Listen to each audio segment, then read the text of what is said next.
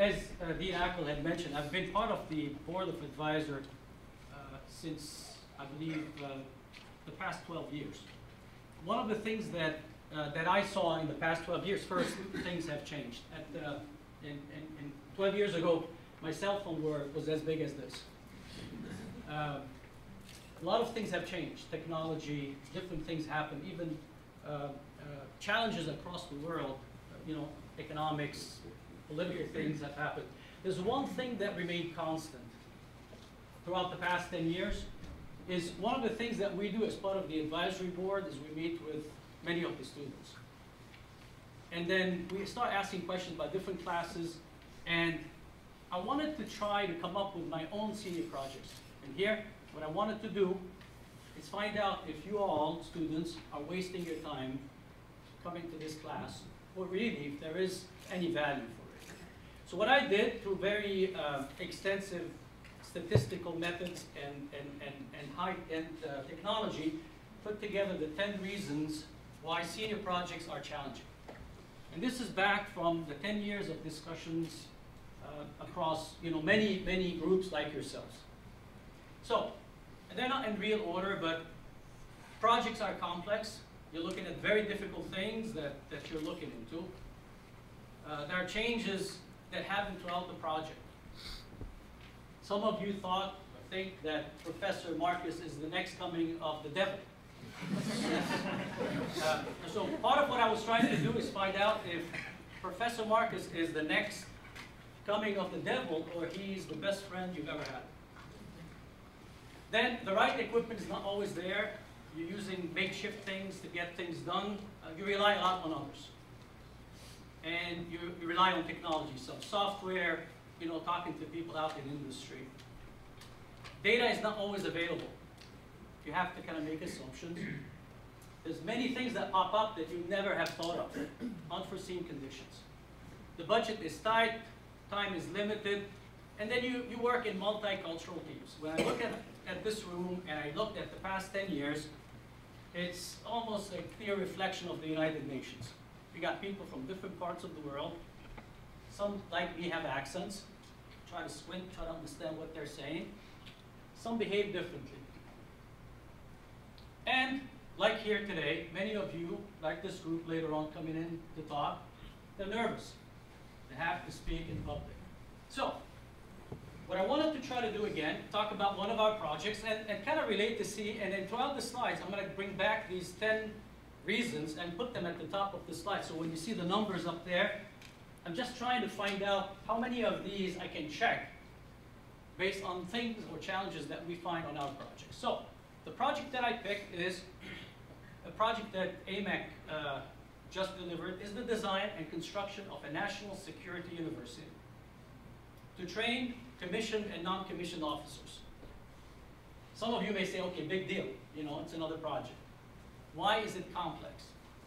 Because it's in Afghanistan. Then you start thinking about the different challenges you're going to find out there, whether it's the fact that the country is in turmoil, there are a lot of challenges from a technical standpoint, level of education, logistics, on and on and on and on. So, about the project, what happened in 2001, after the end of the operations there, the Afghan army was down to about 1,300 soldiers that remained.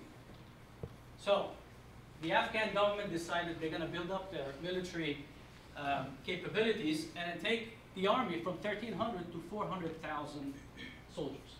How do you do that? To be able to train properly officers, get them educated, you got to build the facilities to be able to recruit, train, develop the officers to be able to take charge. So our project was modeled after the West Point Academy for about 2,200 cadets, 39 buildings and associated utilities, about 52,509 square meters. For some of you to kind of really understand how big of a space that is, take 11 football fields, one next to each other.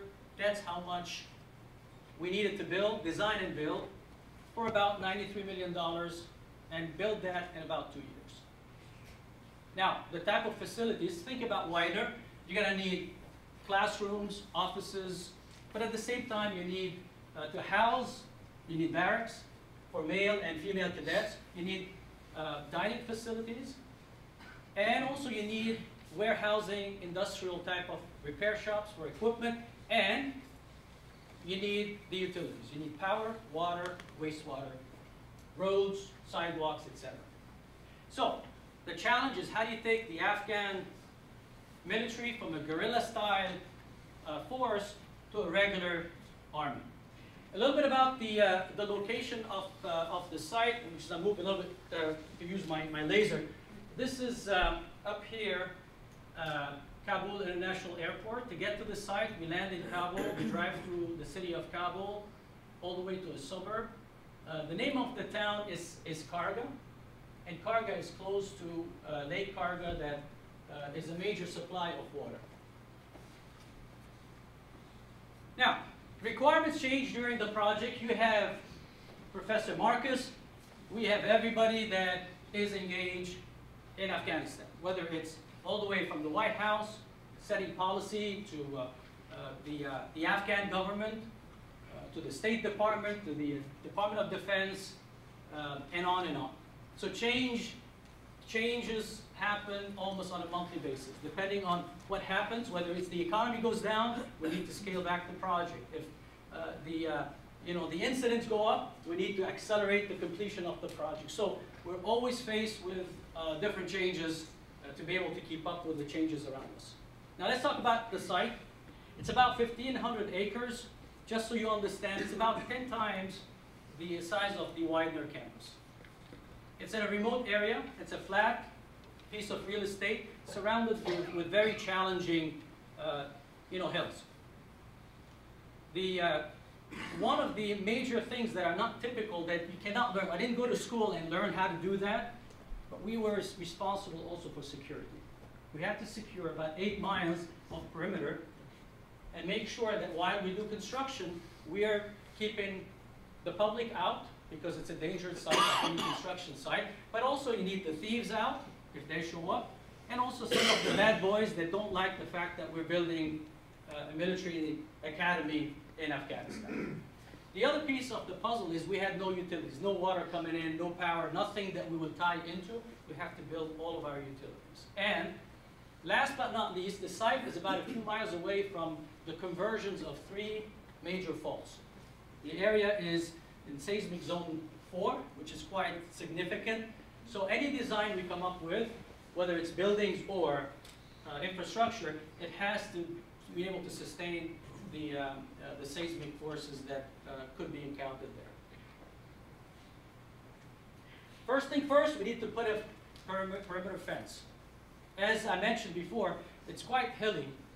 And then sometimes, like you, we did not have the right equipment. So what we do, we find the best 4x4 that we could find, which is donkeys. So we bring in concrete from the batch plant, get them on donkeys, and go up there, uphill, to be able to put the concrete in the post and be able to get the job right. What are the design challenges? First thing is, we needed to incorporate local requirements and local customs. From basic things in terms of how do you orient a bathroom, all the way to, do you have sinks? Do you have Eastern type of facilities in the bathrooms, all the way to what kind of an architecture it is. And I mentioned the seismic design. Another challenge is, part of getting the project done is to maximize the local content. We needed to put more money into the local economy, whether it's using local engineers, local workforce, or buying from the local markets. That was one of the goals that we had. One thing that we also were faced with, there were no local codes. Some of you are smiling, they like that. For us, we had to follow something that is reasonable. You cannot just go to one extreme where you couldn't find the materials and the technology to build the facilities, but on the other side, you don't want to build something that's going to crumble and get destructed fast. So we elected with our client to adopt the International Building Code. Last but not least, sustainability is key. We wanted to make sure that whatever we build is low maintenance, and also would sustain, you know, the abuse that youngsters like yourselves, I'm not saying that you do, but some youngsters like yourselves are a bit rowdy, and they abuse a little bit some of the facilities. So, strong reliance on others and on technology. You work with teams, you have advisors, you go back to industry, vendors, suppliers, and you use technology. Our design teams were in Kabul in Afghanistan, in Dubai in the UAE. We have some in Philadelphia, Atlanta, Nashville, Portland, and in Manila in the Philippines. How do you get everybody to collaborate? We use project websites where we can redline designs, communicate through the internet. There are no signals on site. We're using satellite uplinks for internet, email, and also satellite phones to be able to communicate back to the team, and also for our security teams to be able to operate. This is roughly a portion of the site. This is the main, I wanted to show you the intent. The intent was to build a facility that if you bring in visitors to the site, there is a sense of pride. There's a sense of volume that Afghanistan has a solid Ministry of Defense and solid you know, security university that's developing the next officers of the country. But at the same time, going back to budgets are tight, we will never win any architectural design award for what we've built, but we wanted to build something that's strong enough, but also significant enough from an architectural standpoint, where we could incorporate some of the local architectural features to give that sense of pride. Now, some of the buildings are quite complex, like this auditorium that is designed for 2,000 people. Some of the trusses we had to use are pretty much the largest in the country. But at the same time, we needed to pay attention to the culture. If you look at this gymnasium, which is a massive building, you would love to be there. See these basketball courts? 4 of them. What's wrong with this picture? The Afghan like to play cricket. So it's important to engage early on with the locals, with the stakeholders, to understand what is it that they need, so you don't build the wrong facilities. Now, talking about the site, data not always available. We had no hydrology data. We get 11.4 inches in rainfall a year. 66% happens in 3 months. So when it happens, that site is going to drain torrentially down there into where all the facilities are. So how do you design when you don't have factors for your rainfall and other things that you need? Anybody knows? You Google. Okay? What we found out is Casper, Wyoming had the same rainfall and average temperatures as Karga in Afghanistan. So again, you got to find a solution. You have to make assumptions rather than picking something that could come from anywhere. We try to find something that matches there. So now we get to construction. What is the number one focus? Always health and safety and security. PPE or protective gear. How do you train the workers to come in with shoes? How do you use hard hat? How do you tie yourself when you're up in the air? How you don't go into confined areas without the appropriate gear? A lot of training had to happen, especially because of the fact that we've elected to use 95% of our workforce, which was at peak about 2,000 people, all Afghans. Then the next step is, can you just stop there and say, why don't we go to 100%? Because of the fact they never had a lot of work going on at this scale, so we brought in the 5% of expats to be able to help train and also work in the quality control program. So let's talk a little bit, some pictures. I figured to give you a little bit of a flavor. This is some of the existing structures out there that we found out. So we started researching what was the site about. It used to be a Soviet logistics center and air defense site to protect Kabul during the occupation when the Soviets were there. Then the gentleman here to the left, his name is Ahmad Shah Masood. He's one of the main kind of heroes of the Northern Alliance, one of the factions that really fought against the Russians. So the site had a historic significance because it is the location where the Afghan Hall of Honor, this is the building in the middle. This is a shrine for Ahmad Shah Massoud. But also, we found out that during the infightings, this used to be a battleground. So we were concerned about, guess what? Unexploded ordnance. Are there going to be some things that would go boom if we start digging? Or if our guys are working the site, walking the site, will they face some unexploded ordnance? So, put a lot of effort in health and safety. We translated all the manuals into Pashtun and Dari, and there's a couple of other languages that the Afghan use. And made sure we put a lot of expats to do the training, toolbox meetings, and make sure we had zero tolerance. If anybody showed up without their gear, without the hard hat, shoes, they're out. And to be able to get everybody to understand what kind of devices they may encounter, we put a selection of unexploded ordnance and said, okay, before you go to your workstation, you walk in, you look at these things, and as you can see, some of them are taking pictures. So it's quite effective to let everybody know that this is no joke. If you see something like a mine, don't kick it, okay? Now, many unforeseen conditions, like you in your projects, we found stuff. Except in here, it was 20,000 unexploded ordnance, 200 mines, and about over 80,000 rounds of ammunition.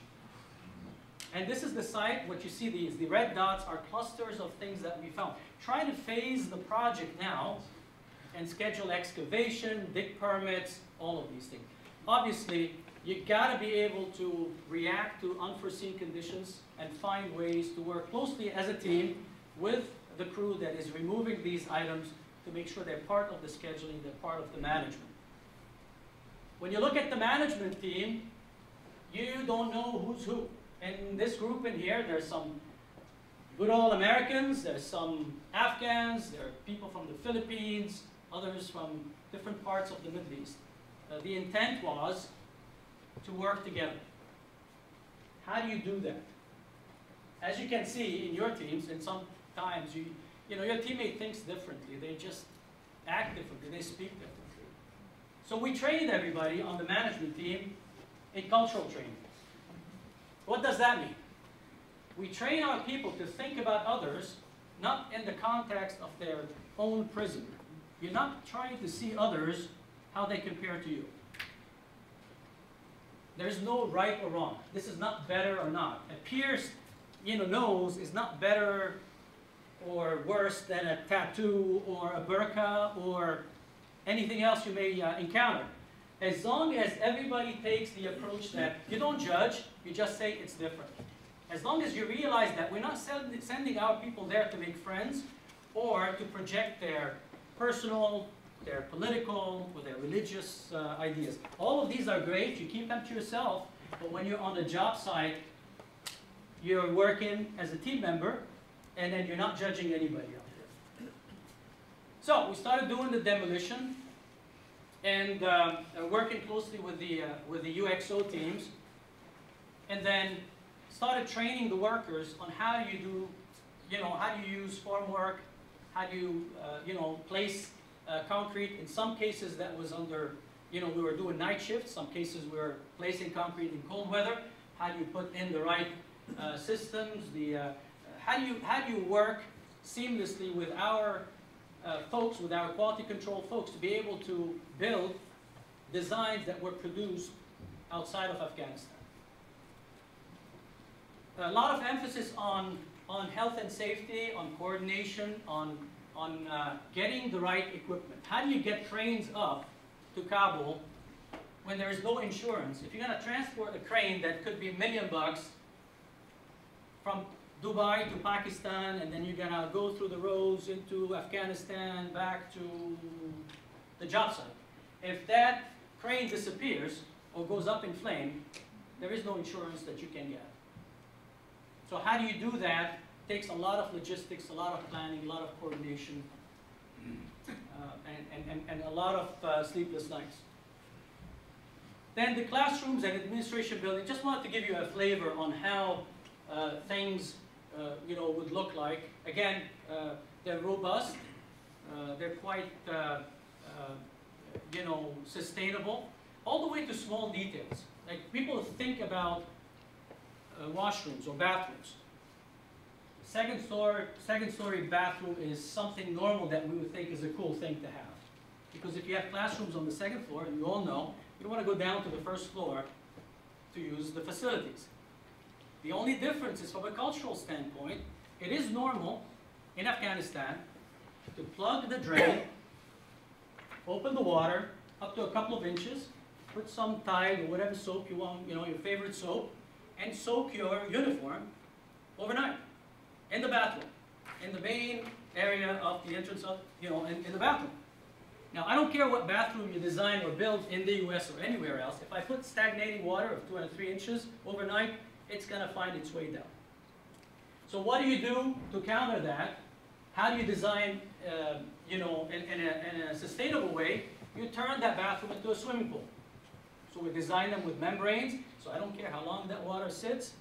Or better, you change your design concept and take the bathrooms all the way down to the first floor. So these are the types of thoughts. This is not just engineering. Now you're getting into, you know, understanding what the local culture is about and how to work around it. It's different. It's not bad. It's not wrong. Maybe we all should have a room like this at our homes where we can flood it and then soak our clothes overnight. But engineers are there to find solutions to be able to kind of adapt to these situations. This is a little bit of a shot on the auditorium because it was quite an achievement to have, you know, Afghan operators and Afghan workers be able to turn, you know, facilities like that. Things that we take for granted in here, in our markets in here, are quite difficult out there when you're dealing with an emerging market from a construction capability standpoint. This is a vehicle maintenance building. Again, we try to make sure that we balance the, you know, the level of sophistication with something that's basic that can be easily maintained. So this vehicle maintenance is probably one of the very few out there that has an exhaust system that also can take the capacity to fix the trucks and vehicles that they need. Just a couple more pictures on the wastewater treatment plant, the fuel storage area, and the power plant. And then again, from an electrical engineering standpoint, the first concept is to make sure that the switching is totally automated. It's cool as a concept to say, okay, if the power is needed, that automatically it kicks in. And then later on, when there is power to the site coming in from you know, from the outside, so if there's a power shortage, then the power plant kicks in. The problem is the more you make it sophisticated, the more complex is the operations and maintenance. So there's always middle ground in there to make sure that you have something that's functional, workable, but not highly complicated that it will get destroyed for lack of proper maintenance. So this is the headquarter building that you see here to your right compared to the rendering. The only thing that we didn't get right or get to install is that little mountain that our engineer photoshopped in the back. But other than that, I think everybody kind of likes what the final outcome is. So the project was completed on February 27th, 2012. This is a cool picture. The temperature goes from 0 Fahrenheit to about 96 degrees in the summer. So in addition to, you know, the seismic and all of the different things that we had to kind of make sure that we, you know, we deal with, the cycles of freeze thaw and all of these had to come into consideration. So one of the most important things that we're quite proud of, beyond getting the job done, is the fact that we did it with 9.2 million labor hours with no safety incidents. This is almost miraculous, and I don't want to take credit for any of that, because, you know, health and safety and security is not a project deliverable. It's a core value. If everybody talks it, everybody's genuine and authentic about it, it radiates. So the concept that we had there is everybody's empowered. We had an Afghan worker when there was a colonel from the US Air Force visiting the site. The Afghan worker came to the officer and said, "Sir, please put your hard hat on." And that colonel came back and said, "I'm sorry, and I'm glad." And we got a letter, a thank you letter, because of the fact that an Afghan worker could have the guts to tell an American Air Force colonel put his hard hat on. I think that's a testament on how serious the project team kept pushing to make sure that nobody gets hurt. So, and yes, public speaking is nerve-wracking. I feel your pain. I was live on C-SPAN for 2 hours with a congressional committee talking about how to improve the government contracting. So, yeah, maybe this is annoying. You have to come in and stand up and then face the music, but this is part of the job. And yeah, maybe you're not going to be in front of a congressional committee, but you're going to be in front of a client. You're going to be in front of other folks within the team that you have to sell your ideas. So, my conclusion is, the Senior Projects course prepares you to tackle many of the challenges that you will face. Some of these challenges you have no clue what you're going to get, and once you get out of here and join the public or the private sector.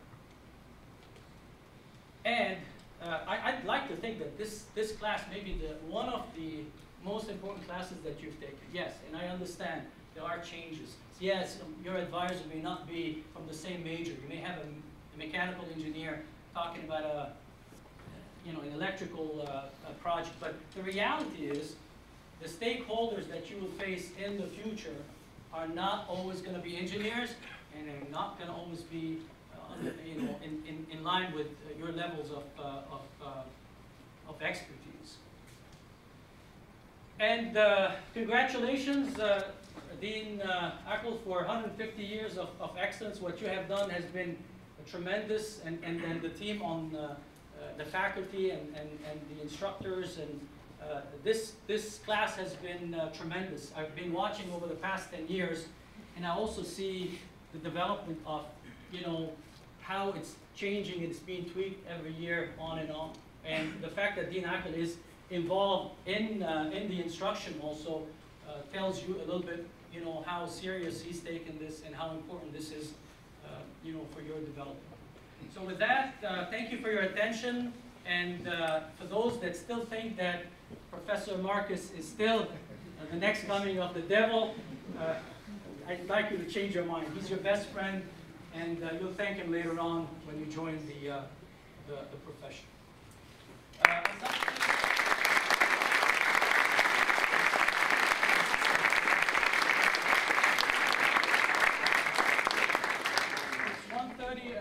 To the second, I hope. Thank you. Thank you. Any questions? Yes. How did you overcome language barriers being within a part of the world? Very good. I work for a little bit of a larger company. We have 27,000 employees. We spend days and days looking at all of our databases to find out who spoke Dari, who spoke Pashto. We're lucky to find a few. Now the next step is you're going to take somebody who's in London or in a comfortable office somewhere in the US and say, hey, by the way, if you'd like to go to see some nice mountains. And so we were lucky that, it's like anything in international work. When you go back and ask, staff that were born in a certain country and then, emigrated, they immediately want to help. Part of what's nice, the feel-good part of this project is you start thinking, what are you doing? If you ask our guys and gals, what are you working on? You get a few that say, I'm building a building, I'm building a power plant, and they're saying, we're rebuilding the country. You're creating the infrastructure. I don't care about politics and who's paying for what. At the end of the day, this facility, I don't care who's going to end up being in power. It's going to be Afghan utilizing this to develop their armed forces. So there's a lot of feel-good. A lot of people are attracted to that. And so you do that. The next piece is you do the reverse. You try to find out locally who is local that we could hire that has the right skills. So it's not a one-way translation. You want to make sure you bring in a whole team from people from the outside, but also people from the inside that can help in the process. Another question? Yes, please. I understand that you wanted to keep the whole entire system very, very simple, not as hard as everybody can think. But did you ever think about solar panels for the actual electrical installations? Sure. Yeah. There's a good and some bad things. The good things, yeah, it's a good system that can work. The bad thing is this is an invitation for vandalism, an invitation for people to take the panels and move them somewhere else. So there's still an ongoing study now for some renewable energy projects that we're doing. But I think what gets complicated is, in reality, we're all paying for this project. This is coming from U.S. Taxpayers. What we didn't want to do is, we don't want to design and build the perfect facility. We're going to give them enough so they can take it from that point on and then develop. Questions? Could you say a little bit more about the power plant you were using? Sure. What we wanted to do is put something that's scalable. This is the first phase of the project. Although it's sized for 2,200 in population, when the full facility is built later on by the Afghan, it's going to go probably fivefold. So what we decided to do is we wanted to find a scalable plant, and we elected to use a 1 megawatt generator as a module and daisy chain as many of them. We built the pad, the concrete facility to be able to house them, and we put all of the infrastructure for the expansion, but we elected to use several units rather than larger units. The other reason is anytime you could get an indirect fire or a motor, if something like that happens, I'd like to see one of the units being demolished rather than the whole plant shutting down. The other thing that you'll find out in the region, if you go back talk to Cummins or Caterpillar or whoever, they almost keep these 1 meg units prefabricated. They wouldn't prefabricate a 2 megawatt and up.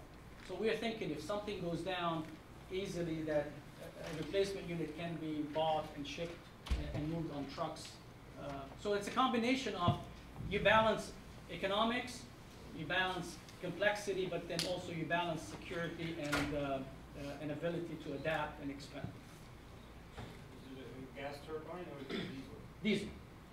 Diesel is, there's no gas in there. It's a different topic about natural resources. A lot of mining opportunities, but from oil and gas, Afghanistan doesn't have that capability. So diesel is common, and it's trucked all the way from different parts of the region.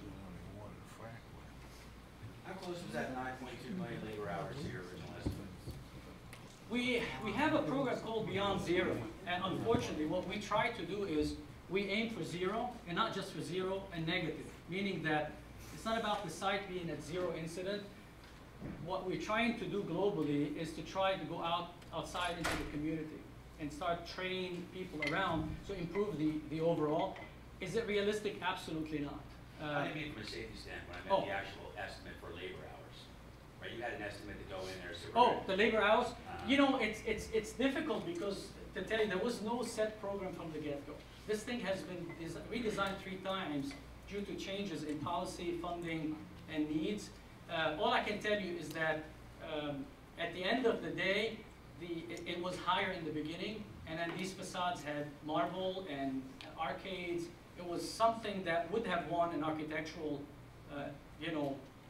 context because the Afghan demanded it, and then the U.S. government came back and said, "Sorry guys, unless you want to, open up the checkbook, we're going to go back to basic." So if you're thinking overall, the budget went down. Tell me something about the logistics and the manufacture of your products that Yes. you use on the site. Yes, one of the challenges that we had is, in that part of the world, you don't know what you're getting, especially the Chinese products. There's a lot of counterfeit things that come in. We had a situation, for example, we got an electrical component that came in that said made in China, and then we rejected that and said, sorry, this does not work for us. Came back the next day with a sticker that says made in Korean. So, I mean, I'm sorry, but if somebody cannot spell ABB, that's not a good thing. So, what we've done is we put a pre-selected list of equipment. The most important is electrical. You don't want to have shorts and fires and all of that. And then we pre-purchased in Dubai, out of Dubai and out of the US. And we would ship through Karachi into Pakistan and truck it up to the Afghan border and then back into the job site via trucks. And that's a whole different topic in terms of how you keep a low profile, because obviously any transportation is quite of a challenge, and you don't want to put a big sign, expensive components inside, please stay. So that's how we did the supply developed. There's a lot of Afghans that opened up businesses in Kabul, and there's been a lot of advancements since then. One more question, if there's one. How about seismic considerations? Yep. We typically get about 3 to 5 tremors a year. So what we did is, early on, we elected to pretty much go through the typical design that you would have in the US from a structural standpoint, and also for a lot of these barracks are 4-story, 3 or 4-story, tall. So we elected to use the reinforced concrete columns and frame, slabs, all the detailing on the reinforcement meets the typical design that you would see in here. We also were concerned about progressive collapse because of the auditorium and the dining facility. These are massive, massive types of structures. You wanted to make sure that if something happens, that it would affect, say, one bay rather than the entire building collapsing. So a lot of hard work, a lot of training in the field, because it's very complicated when you've never seen these types of details to be able to fabricate the reinforcement, especially when everything is bent and cut on site. So a lot of effort happened in terms of making sure that everybody follows the rules and you don't cut corners, because obviously for these types of reasons. I have one quick question. Sure. So are any new projects coming up on? Yeah, actually, we're already now doing a fair amount. We're at 250 sites across Afghanistan today. Are you hiring? A lot of mountains, a little snow, a lot of. No, again, this is not for everybody. These projects are, again, They can do anything. very. One of the things that you learn how is not to push anybody to go to places like that, because obviously somebody needs to have the right, first the full picture. There are risks. There are risk mitigations that we take, but one thing that I never do is sugarcoat anything. It's a difficult place. It's a complex, area, and it has its own risks. Thank you very much.